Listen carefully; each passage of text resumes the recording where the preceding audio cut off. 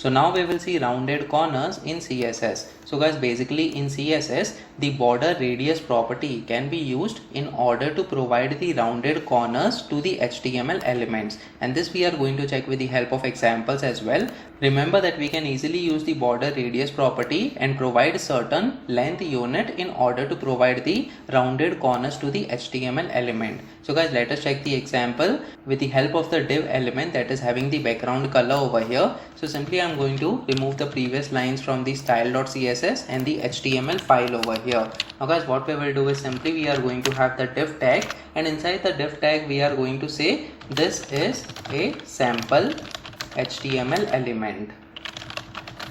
So guys, basically we have this very simple statement that is this is a sample HTML element over here. Now guys, let me just save this file now and try reloading this page once again on the browser. So as you can see, we have this is a sample HTML element which is inside the div tag. Now guys, let us provide certain CSS properties over here to the div tag. So inside the style.css file, we will be having the div tag over here, and for this div tag we are going to have the background color. So let's say we are going to set the color as yellow over here, and then apart from this we will also set the border.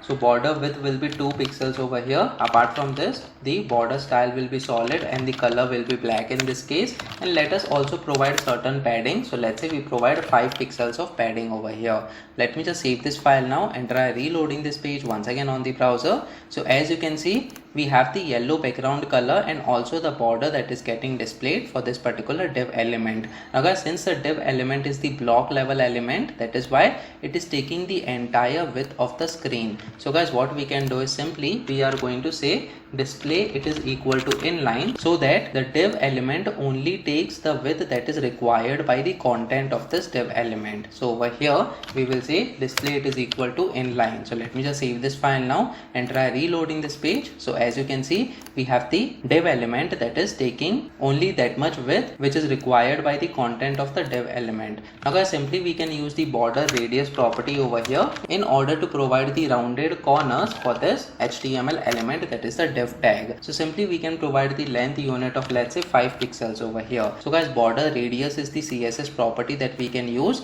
and the length unit that we are using right now is 5 pixels. Let me just save this file now and try reloading this page once again on the browser. As you can see, we have certain rounded corners over here. Let me just zoom in little bit. So as you can see, these are the rounded corners that are implemented for this particular div tag. If we remove this border radius property, let me just save this file now. So currently there are no rounded corners, but when we provide the border radius CSS property along with certain value over here, so when we reload this page, as you can see, these are the rounded corners. Let me just increase the value to 10 pixels over here. Let me just save this file now and try reloading this page. So as you can see, these are the rounded corners that can be displayed for this particular HTML element. So guys, in this way you can easily use the border radius CSS property in order to have the rounded corners over here. Guys, apart from this, we can also use the value in terms of percentage for the border radius. So guys, let's say we provide 10% of border radius in this case. So let me just save this file now and try reloading this page once again on the browser. So this is the 10% border radius that you can see over here.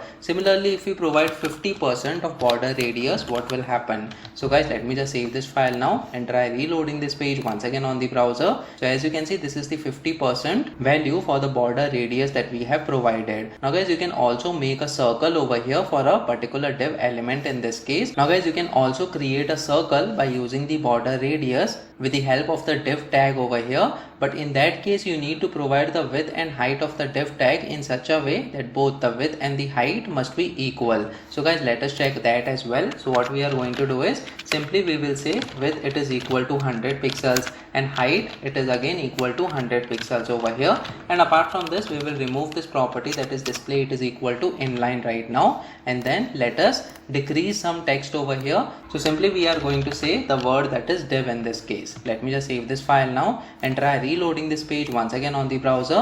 So as you can see, this is a circle that is getting implemented right now. Let us remove this text from the div tag over here. And guys, this circle is possible only when you provide the border radius it is equal to 50%. When you make it as 40%, it won't be the perfect circle. Let me just save this file now and try reloading this page once again on the browser. So as you can see, it is not a perfect circle right now.